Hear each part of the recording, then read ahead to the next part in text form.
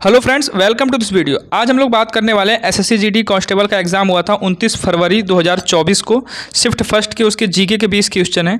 तो ये previous year का क्वेश्चन है, जीके के 20 क्वेश्चन है। इसके बारे में डिटेल में डिस्कस करेंगे, तो उम्मीद है आप वीडियो में लास्ट तक बने रहेंगे। तो चलिए बिना देर के हम शुरू करते हैं। पहला क्वेश्चन है, कौन सा खेल शब्द क्रिकेट से संबंधित नहीं है? तो फॉलो थ्रू, हैट्रिक और क्रीज, ये तीनों क्रिकेट खेल संबंधित है। स्प्रिंट जो है वो दौड़ से संबंधित है, तो इसका ऑप्शन नंबर सी सही होगा, यानी स्प्रिंट जो है वो क्रिकेट से संबंधित नहीं है। नेक्स्ट क्वेश्चन है, सितंबर 2023 में किस राज्य ने चवथ ई बाजार पहल शुरू की थी? तो गोवा राज्य ने चवथ ई बाजार पहल शुरू की थी सितंबर 2023 में। अच्छा, ये चवथ ई बाजार है, इसका पर्पज क्या है? तो महिला जो उद्यमी हैं उनको सशक्त और मजबूत बनाना। तो इसका ऑप्शन नंबर डी सही होगा। अगला क्वेश्चन है, भारत के सर्वोच्च न्यायालय में रिट याचिका किसके तहत दायर की जा सकती है? तो आर्टिकल 32 के तहत। अच्छा, आर्टिकल 32 जो है इसमें संवैधानिक उपचारों का अधिकार प्रदान किया जाता है, और डॉक्टर भीमराव अम्बेडकर ने आर्टिकल 32 को ही संविधान की आत्मा कहा था। अगला क्वेश्चन है, निम्नलिखित में से कौन सा भारत के 8 प्रमुख उद्योगों में से एक नहीं है? तो ऑप्शन है यहाँ पे कोयला, अपरिष्कृत तेल। अच्छा, भारत के 8 प्रमुख उद्योग कौन कौन से हैं? तो बिजली है, इस्पात है, रिफाइनरी उत्पाद है, कच्चा तेल है, कोयला है, सीमेंट है, प्राकृतिक गैस है। तो यहाँ पे ये पूछा था कि जो 8 ये कैटेगरी हैं इनमें से कौन सा नहीं आता है। तो ये 2 ऑप्शन दे रखे हैं, दोनों ही आते हैं, तो इसका मतलब ये दोनों ही सही नहीं होंगे। तो इसका ऑप्शन नंबर डी सही होगा। अगला क्वेश्चन है, भारतीय संविधान का अनुच्छेद 19(1)(b) निम्नलिखित में से किससे संबंधित है? इसका ऑप्शन नंबर बी जो सही है वो सही होगा। शांतिपूर्वक और बिना हथियारों के इकट्ठा होने का अधिकार देता है 19(1) का बी। इसका ऑप्शन नंबर बी सही होगा। नेक्स्ट क्वेश्चन है, आयात को घरेलू उत्पादन से बदलने या प्रतिस्थापित करने की नीति के लिए क्या शब्द है? तो जो आयात है उसको घरेलू उत्पादन से बदलना या प्रतिस्थापित करना है, तो इस नीति को हम बोलते हैं आयात प्रतिस्थापन। इसका ऑप्शन नंबर बी सही होगा। नेक्स्ट क्वेश्चन है, ओडिसी नृत्य शैली के लिए प्रसिद्ध डैश एक प्रसिद्ध भारतीय शास्त्रीय नर्तकी हैं। उन्होंने नई दिल्ली में centre for Indian classical dance की स्थापना भी की, और 1992 में उन्हें पद्म भूषण भी मिला था। तो वो कौन है? जो ओडिसी नर्तक भी हैं, और उन्होंने नई दिल्ली में नई दिल्ली में centre for Indian classical dance की शुरुआत भी की है, और 1992 में उन्हें पद्म भूषण भी मिला था। वो है सोनल मानसिंह। तो इसका ऑप्शन नंबर बी सही होगा। अच्छा, ओडिसी कहाँ का है? तो ओडिशा का क्लासिकल डांस है, शास्त्रीय नृत्य। आपको कमेंट सेक्शन बताना है भारत में कुल शास्त्रीय नृत्यों की संख्या कितनी है। अगला क्वेश्चन देखते हैं, भारतीय खिलाड़ी नवजोत कौर कौन सा खेल खेलती हैं? तो हॉकी प्लेयर है नवजोत कौर। इसका ऑप्शन नंबर डी सही होगा। अगला क्वेश्चन है, सिकंदर ने भारत पर किस वर्ष आक्रमण? 326 ईसा पूर्व में सिकंदर ने भारत पे आक्रमण किया था। इसका ऑप्शन नंबर सी सही होगा। नेक्स्ट क्वेश्चन है, जयदेव ने गीत गोविंद की अष्टपदी निम्नलिखित में से किस नृत्य शैली में गाई जाती है और उस पर नृत्य किया जाता है? तो मणिपुरी में। इसका ऑप्शन नंबर डी सही होगा। अगला क्वेश्चन है, भारतीय वाणिज्य एवं उद्योग महासंघ यानी फिक्की जिसे बोलते हैं, FICCI, फिक्की की स्थापना कब हुई थी? तो 1927 में इसकी स्थापना हुई थी। महात्मा गांधी के कहने पे GD बिड़ला और पुरुषोत्तम दास ठाकुर दास ने इसकी स्थापना की थी, फिक्की की। 1927 में इसकी स्थापना हुई थी। फिक्की का फुल फॉर्म क्या होता है? Federation of Indian chambers of commerce and industries. तो भारतीय वाणिज्य एवं उद्योग महासंघ, तो इसकी स्थापना कब हुई थी? 1927 में। इसका ऑप्शन नंबर ए सही होगा।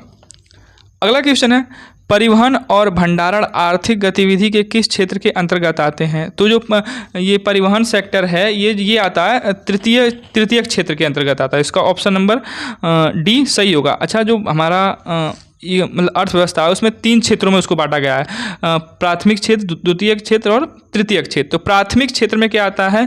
प्राथमिक क्षेत्र में प्राकृतिक सोर्स आते हैं, जैसे खेती वगैरह करना, ये जो कच्ची चीज़ें होती हैं जो प्राकृतिक पे जो डिपेंड होते हैं, प्रकृति पे हम, तो प्राथमिक क्षेत्र में आता है। खेती वगैरह जो होता है हमारा, दूध, डेयरी जो भी है, ये सब कपास वगैरह, ये प्राकृतिक क्षेत्र में आता है। और द्वितीयक क्षेत्र में कौन कौन सी चीज़ें आती हैं? द्वितीयक क्षेत्र में फैक्ट्रियाँ आती हैं, जैसे जो कच्चे माल होते हैं उनको ले जाकर फैक्ट्री में बनाया गया तो कपड़ा बन के निकला वहाँ से, या फिर कोई नया प्रोडक्ट बन के फैक्ट्री से निकलता है। तो फैक्ट्री में जो चीज़ें बनती हैं वो द्वितीयक क्षेत्र में आती हैं, यानी फैक्ट्री द्वितीयक क्षेत्र में आती हैं। तृतीयक क्षेत्र क्या होता है? तो वो सर्विस सेक्टर होता है, एक परिवहन हुआ, ये सब क्या है? तृतीय क्षेत्र में आते हैं। तो यहाँ पे परिवहन और भंडारण पूछा है, आर्थिक गतिविधि के किस क्षेत्र के अंतर्गत आते हैं? तृतीय क्षेत्र के अंतर्गत आते हैं। जैसे आपका इंटरनेट, मोबाइल, ये सब, टेलीविज़न, मनोरंजन की जो चीज़ें हैं, ये सब क्या हैं? एक सेवाएं हैं। तो ये तृतीय क्षेत्र के अंतर्गत आते हैं। तो इसका ऑप्शन नंबर डी सही होगा। अगला क्वेश्चन है, भारत के किस पूर्व प्रधानमंत्री को UK में लाइफ टाइम अचीवमेंट सम्मान से सम्मानित किया गया है? तो डॉक्टर मनमोहन सिंह को UK में लाइफ टाइम अचीवमेंट सम्मान से सम्मानित किया गया है। अच्छा, जो मनमोहन सिंह है वो कौन से नंबर के प्रधानमंत्री हैं भारत के? तो 13वें नंबर के प्रधानमंत्री थे भारत के वो। अगला क्वेश्चन है, अस्थि भंडार उत्सव निम्नलिखित में से किस राज्य केंद्र शासित प्रदेश में मनाया जाता है? तो अंडमान और निकोबार में ये मनाया जाता है। इसका ऑप्शन नंबर डी सही होगा। अगला क्वेश्चन, निम्नलिखित में से किसे भारत रत्न पुरस्कार मिला है? तो दो स्टेटमेंट दे रखे हैं, लता मंगेशकर, भूपेन हजारिका, इन दोनों में से किसको भारत रत्न मिला है? दोनों को ही भारत रत्न मिला है। तो ऑप्शन नंबर डी जो सही है वो सही होगा, यानी 1 और 2 दोनों। अच्छा, लता मंगेशकर को कब मिला था? 2001 में। भूपेन हजारिका ये असम के संगीतकार हैं, तो इनको कब मिला था? 2019 में, मरणोपरांत मिला था लेकिन इनको। तो जो भारत रत्न है इन दोनों को मिला, तो ऑप्शन नंबर डी इसका सही होगा, 1 और 2 दोनों। अच्छा, भारत रत्न की शुरुआत कब से हुई थी? तो 2 जनवरी 1954 से भारत रत्न दिया जाता है। भारत रत्न जो है वो भारतीयों को ही दिया जाता है, लेकिन शुरू में ये आपको नेल्सन मंडेला और खान अब्दुल गफ्फार खान, ये 2 विदेशी हैं जिनको भारत रत्न दिया गया है। अगला क्वेश्चन है, और भारत रत्न जो है आपका वो भारत का सर्वोच्च नागरिक सम्मान है। अगला क्वेश्चन देखते हैं, शतरंज में पात क्या होता है? तो पात जो होता है वो, जैसे ऑप्शन नंबर ए जो है ये सही होगा इसका, एक खिलाड़ी का राजा कोई वैध चाल नहीं चल सकता जिसके परिणाम स्वरूप ड्रा होता है। तो इसका ऑप्शन नंबर ए सही होगा। अगला क्वेश्चन है, जनवरी 2023 में भारतीय वायुसेना के उप प्रमुख के रूप में किसे नियुक्त किया गया? तो उप प्रमुख के रूप में नियुक्त किया गया है अमरप्रीत सिंह को। इसका ऑप्शन नंबर डी सही होगा। अच्छा, वायुसेना की बात है तो आपको पता होना चाहिए वायुसेना दिवस कब मनाते हैं? 8 अक्टूबर को। और नेवी डे यानी नौसेना दिवस कब मनाते हैं? 4 दिसंबर को। और आर्मी दिवस या थल सेना दिवस मनाते हैं 15 जनवरी को। इतनी बात आप याद रखना। अगला क्वेश्चन है, 2011 की जनगणना के अनुसार निम्नलिखित में से किस पूर्वोत्तर राज्य में साक्षरता दर सबसे अधिक है? तो 2011 की जनगणना के अनुसार मिजोरम जो है वो नॉर्थ ईस्ट के स्टेट में सबसे ज़्यादा साक्षर है। वहाँ की साक्षरता दर है 91.58%। तो इसका ऑप्शन नंबर बी सही होगा। अगला क्वेश्चन है, अधातुएं विद्युत ऋणात्मक होती हैं, वे डैश इलेक्ट्रॉनों द्वारा आबंध बनाने की प्रवृत्ति रखती हैं। तो यहाँ पे कौन सा क्वेश्चन, इसका कौन सा ऑप्शन सही होगा? तो प्रतिस्थापित इलेक्ट्रॉनों द्वारा आबंध बनाने की प्रवृत्ति रखती हैं या प्राप्त इलेक्ट्रॉनों? तो इसका ऑप्शन नंबर बी सही होगा, जो प्राप्त इलेक्ट्रॉन होते हैं उनको उसके आबंध बनाने की प्रवृत्ति रखती हैं।